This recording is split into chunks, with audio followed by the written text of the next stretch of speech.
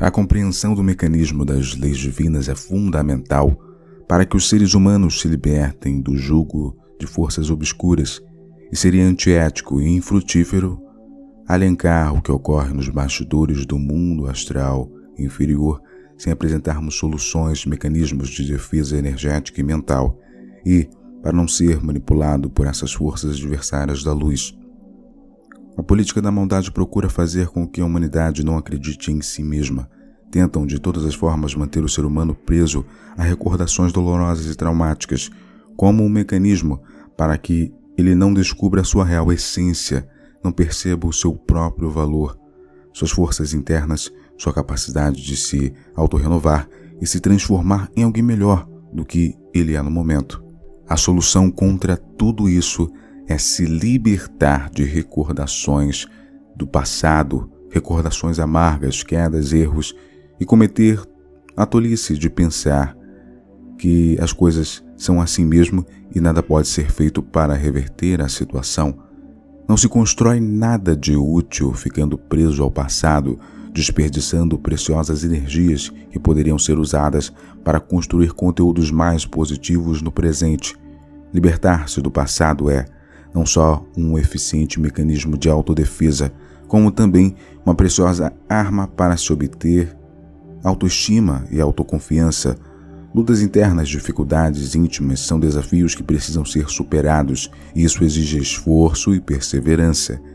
De superação em superação, o indivíduo ganha autoconfiança, desenvolve uma autoimagem mais realista de si mesmo, nem subestimando a própria capacidade, tampouco supondo ser melhor do que é.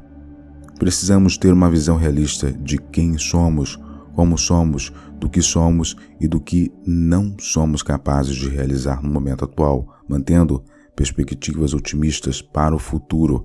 Adquirir a consciência de que nem tudo o que é permitido nos convém é um sinal de amadurecimento e evolução moral e espiritual, pois a negligência em relação a valores morais tem causado sérios transtornos à humanidade, e a revolução moral causou comportamentos e graves desequilíbrios psicológicos, o que abriu o caminho para que as forças obscuras estimulassem o ser humano a uma liberdade sem limites e, sem querer sermos moralistas, o resultado foi desastroso.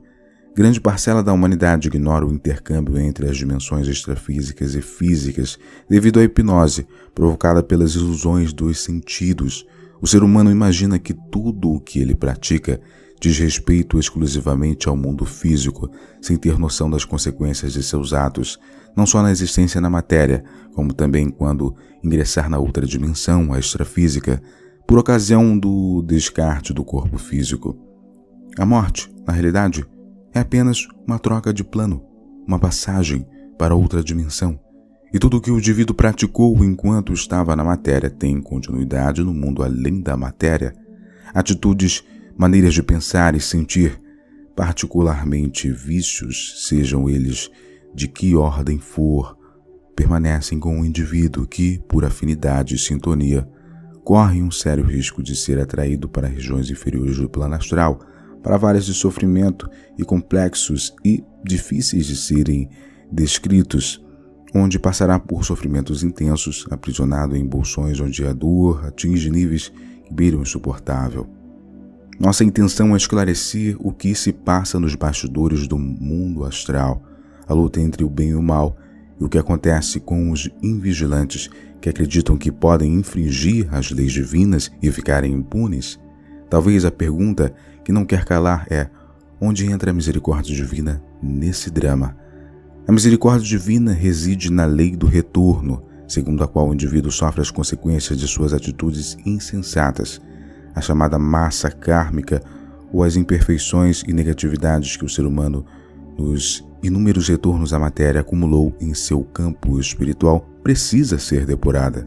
O propósito de locais de sofrimentos é auxiliar o indivíduo para que ele se liberte da negatividade que se acumulou para estar em melhores condições energéticas quando retornar a uma nova existência na matéria.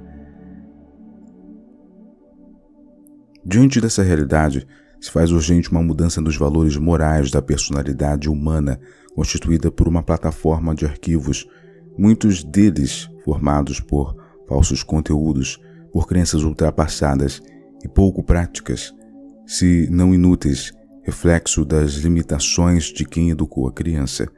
Se a estrutura da personalidade foi edificada com base em interpretações errôneas e deformadas da realidade, todas as ações, todo comportamento, pensamentos e sentimentos, por mais bem intencionados que sejam, estão destinados ao fracasso e nada mais natural que essas crenças sejam desconstruídas, para que o ser humano tenha atitudes mais saudáveis e práticas diante da realidade que os cerca. É oportuno lembrar que, apesar das limitações, a formação da personalidade humana obedeceu a um planejamento prévio, quando o espírito ainda se encontrava na dimensão espiritual, se preparando para um recomeço, uma nova existência na matéria, uma nova reencarnação. Não existe o acaso, tudo obedece a um planejamento prévio, visando a evolução do ser humano. E esse planejamento tem seus fundamentos baseados nos acertos e erros cometidos pelo indivíduo em vidas pretéritas e nas experiências que irá vivenciar nessa existência. Através dessas experiências, sofre as consequências de suas ações e atitudes corretas ou incorretas diante da vida e se as experiências são dolorosas ou mesmo traumáticas, elas constituem aprendizados necessários, uma espécie de terapia, de choque, diante da gravidade e das consequências das atitudes tomadas. É importante não se colocar no papel de vítima e atolar no brejo toda a autopiedade, pois tudo está dentro da mais absoluta justiça. Se ignorarmos a lei de reencarnação, fica difícil entender os porquês da vida do ser humano e o planejamento espiritual que está por trás desses acontecimentos. Com o objetivo de aprendizado, reparação das experiências falidas e uma oportunidade para crescimento moral e espiritual. Resumindo, a atual personalidade é o resultado do que o indivíduo foi um dia e das suas ações praticadas em outras existências, em diferentes épocas e lugares perdidos no tempo. Considerando as consequências da conduta moral do ser humano em passadas existências, o planejamento da vida atual é o melhor que poderia ser e, se neste planejamento estavam previstas determinadas experiências, era preciso formar uma personalidade com características específicas para que a assimilação dessas experiências fosse possível. Por todas essas razões, idealizar o ser humano como um ser perfeito é mera ilusão. Como se enquadrar na imagem idealizada do ser perfeito se falta capacidade, conhecimento e experiência para se tornar esse modelo idealizado? O ser humano é o que é, um ser único, porque passou por experiências que outros não passaram. Está em um determinado estágio evolutivo, diferente dos demais, porque viveu vidas que os outros não viveram.